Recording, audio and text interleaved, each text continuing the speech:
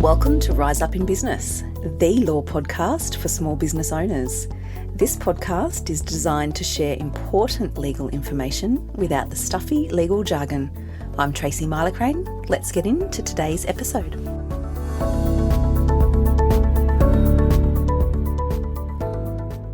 Hello everyone and welcome back to the Rise Up in Business podcast. Thank you for joining me for another episode. Today I'm going to be talking to you about using emails and emojis in your business. This is an area which is inherently risky if we are not paying attention, and it's something that business owners don't really think about in terms of risk mitigation or something that's really that important. I'm going to share with you in this episode why they are very important topics and what I think you should be thinking about in your business to minimise your risk. We all know that in this day and age, we're getting more digital. We're more online, we're more digital. Email communication, other forms of digital communication are becoming our primary methods of communicating with our audience. It's no longer the phone. I'm a big fan of picking up the phone. I've got to be honest, I love a good phone call, and we are still one of those businesses where we will pick up the phone and call our clients to ask a question, and we're very happy to answer the phone when it rings. And I get lots of business owners say to me, oh gosh, I don't use my phone for that, Tracy. I don't answer calls that I don't know who they're from. I'd rather email someone or DM someone than have a phone call. To that I say, each to their own. I think there's value in the phone call, but like I say, whatever's right for you and your business, all the best. When it comes to digital communication, and I'm talking email and messenger and DMs and all of those things, we need to be really careful as business owners of what we're doing with those modalities, what we're doing with those forms of communication. I don't think using DMs or Facebook Messenger or text message has any place when we're negotiating terms for our engagement with our clients. So what I mean by that is if you are engaging with somebody who wants to work with you, you're providing quotes or you're confirming the scope of the services, what does this course include, what does my one-on-one coaching package include, what will you get out of it, and you're answering questions, think really carefully about your systems and processes, because what you're promising in those communications could amount to a representation. And if you don't measure up or if you don't deliver what you've promised, you're in a world of pain, my friend, in relation to misrepresentation and refund requests. We don't want to go there. So systems and processes are really important. If you are engaging with your clients or customers who are new to you, you want to make sure that you have systems and processes set up in your business so that you and your team know how you onboard people, how you deal with questions around what your services will deliver, your promises, if you like. My top tip here is stay away from DMs and Facebook Messenger or SMSs for those really pivotal communications. You can answer queries, of course. That's how you engage with your audience. Of course, you answer questions. But be clear on where that line is between answering questions and making promises. If you're getting into that area where someone's about to buy from you or someone's about to become your client and you're now making promises or representations as to what you're going to deliver, bring it into an email, bring it into a phone call. If you're going to make those promises in DMs or Facebook Messenger, make sure that you download it and keep it somewhere, because they could be vital in a situation where somebody comes to you and says, I'm really not happy with what I'm getting. I'd like a refund, please. Or I'd like to exit my contract. It happens. I've acted quite a few times in scenarios where I'm acting for the business coach and I'm acting for the client. So different scenarios. And the client has come to me and said, this business coach has promised me all these things. Here's my messages. This is not what I'm getting. I want out. And we've had to go down the really combative path to get her out. It turned on what was exchanged there. Now, the coach didn't have a record of those things, so she didn't know what she'd said. She couldn't recall, but my client had them. It really was significant. And it was a $15,000 contract. And ultimately we got a resolution, which being the client of the coach was very happy with. Similarly, I act for business coaches, a lot of business coaches, where they have terms and conditions that are drafted and they take those conversations into an email or a phone call, and then they send that wrap-up email. Hi, Tracy. Thanks so much for the chat, confirming this is what we've talked about. This is what you want to get out of it. I absolutely believe this course is a good fit for these reasons. Here's our agreement. That is the key piece of communication in those circumstances. So you can see the difference. The coaches who have that process in place and they wrap up those communications in that type of email are significantly protected from someone coming back later saying, oh, hey, this isn't really what I want out. It's very different now because the coach has captured everything that she's promised and all those promises are being met. So you can see the difference. It becomes very difficult to hold on to or contain all of these communications if you've got different platforms and no structure behind it.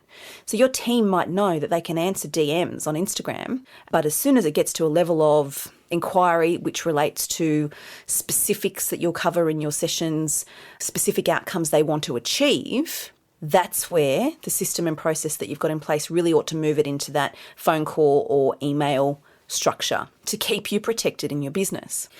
We use email so much, which is great. Email's fabulous. It's great. We need to have a system in place where you're able to archive or keep all of those emails so that you can pull them out and rely on them later if you need to. Now, I talk a lot in my other episodes on the podcast and in many of our resources and blogs on the website about how to deal with changes to your services or changes to the scope of works. And I always say there, and you've probably heard me say it here, email is your friend. Yes, of course. Do a recap email, confirm everything in writing. It doesn't need to be long and boring and stuffy, but have your systems and processes set up so that email is your friend and your whole team knows how to use them. That system and process really ought to start at the pre-onboarding stage, like I just touched on, and go all the way through to offboarding. And if you set it up right, you've got real peace of mind that if any hiccup comes up, you can flick it across to your business lawyer, i.e. me. Here's the issue, Tracy. Here's what the client has said. Here's the email trail. And we're on our way. It's a very efficient way to run the business in terms of communication. Coming back to the importance of email because we're using it so much instead of that phone call. The phone call's easy to understand when you're talking to somebody. You can understand their intention if they're being sarcastic or funny, or if they're being serious, or if they're not the right fit, all of those things. We now need to draw so much from our emails that writing emails is really important and the tone of our emails is really important. That brings in the topic of emojis. So there's a real danger to using emojis, and I wrote to my email list a couple of weeks ago on this and got quite a bit of engagement. Some found it a little contentious, to be honest, which was a little surprising, but that's okay. When you're using emojis in your communications, you need to think about the intention behind the emoji. And you might think, what on earth are you talking about? I'm talking about the intent to create an expectation. Courts in Australia have recently started dealing with cases that turn on the use of emojis. And I included some links in the email that I sent out to my list. And there's also some cases overseas which are really interesting and how other countries have interpreted the use of emojis and the intention behind the emoji. Now, I'm not talking about those communications where you're tic-tacking with somebody and you put emojis at the end. You're in the throes of communication. So you're going back and forth, you're doing work together, and there's a smiley face or a thank you or a heart or whatever. I'm not talking about that. They're innocent.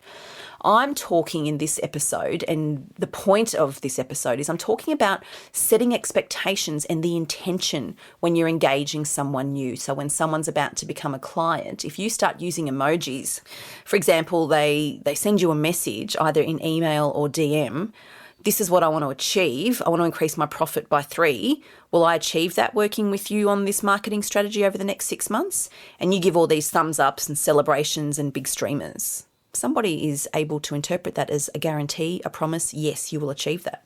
Now, if that's where you've left it and you don't have proper waivers and disclaimers and limitation of liability clauses in your T's and C's and your documents, potentially you could be exposed. That's what's happened in some of the court cases. Similarly, with your team, if you use emojis often to communicate things and all of a sudden you're sending some messages and there aren't any emojis, overseas courts have held that you can draw an inference from that too. And it was in relation to sarcasm, the particular decision I'm talking about, where a statement was made but there were no emojis from somebody who often used emojis. So the courts held that in fact there was no intent for humour and there was no intent for sarcasm, therefore it could be read literally. And that was a problem. So you need to think holistically about how you use communication and emojis in your business to set yourself up for long-term success. We all know here, we are all about setting you up for long-term success. This is part of that. So my tips here for you, to have good processes and systems in place and to not get yourselves in hot water when it comes to emails, communication on digital platforms and emojis is number one, have a communication guide or some type of brand Bible, as my copywriters call it, which is just gold, that applies to your business so everybody in your team knows how to communicate clearly and effectively and consistently across the board. It's a central resource. In that, you're thinking about what does your business stand for and what words are or are not associated with your business values? What emojis are or are not safe to use, and when is it okay to use emojis or not? My view is that you'd probably want to avoid using them when you're in that pre-onboarding and onboarding stage with new clients. Have a think about what's going to suit your business and make sure that everybody knows what it is that's expected. It's no good having one person writing in a particular way and somebody else writing in a different way. Some use emojis, some don't. Some use them when they're onboarding, some don't. It has the potential to create chaos, and that's what we want to avoid. So having a communication guide or a brand Bible is super important, I think. And the next tip I have is have proper systems and processes set up in your business that start from pre-onboarding and onboarding new clients. In what format are you going to communicate? What detail will you give in DMs or Facebook Messenger? At what point do you bring it online to a phone call or an email? Have those systems and processes set up and then move that seamlessly into your tailored agreement for your business, your client service agreement, your T's and C's, whatever that looks like for your business, so that there can be no confusion, there can be no dispute about what it is you're promising to deliver, and make sure that whatever you do with those T's and C's or that agreement, that it's referenced in there, that agreement, those T's and C's or that proposal encompasses all of the undertakings. It composes all of the promises and it supersedes previous communications. So in other words, you're saying to your client, what is in here is it. This is what's going to govern our relationship moving forward. That then puts you in a position to avoid people coming to you and saying, oh, but 3 weeks before I engaged with you, I asked you this question and you said this, therefore I thought that. It just brings it all into a nice container, packages it up. Here's our offering. Here's our terms. You can see what I'm doing there in terms of removing uncertainty, managing the expectations of your client, and building trust, because you're building trust in your professionalism, in your processes and systems, and in your client journey with your business from start to finish. This is the digital world we live in, friends. This is what we have to deal with these days. And I honestly think that by thinking about your processes and systems, by thinking about how and when and what you communicate, you can potentially avoid train wrecks down the track when expectations are misaligned or when something goes wrong or someone feels like they're not getting what they were promised. So have a good think about your communication guide. Have a good think about what works for your business. Put that in a central guide somewhere for your team, and then have proper processes and systems for your business that are communicated to the team. Everyone knows what they're doing and when they're doing it, to really make that onboarding process for your clients seamless and a really positive experience for your clients all the way through to offboarding. Because in my view, that's how we build our reputation, particularly in the digital world, and that's how we're setting our businesses up for long-term success. I hope that's been helpful. I'm sure you'll find it interesting. It is a bit of an interesting one today. If you have any questions about that, or if you're interested in reading a little more about the cases that I've talked about, reach out. I'm always happy to answer questions and provide some more info. Feel free to send me an email if you want to ask more, and I can give you some more information in relation to those cases too. I would love to hear from you. My email, tracy@tmsolicitor.com.au. If you're listening to this and you think that you know other people in business, your business besties or your business colleagues who might also find this interesting or might benefit from anything that we've shared today, please feel free to pass it on. I am so keen to get into the ears of even more business owners so we can continue to add value and enrich that business journey for as many as possible. Thanks so much for joining me. I'll catch you next time.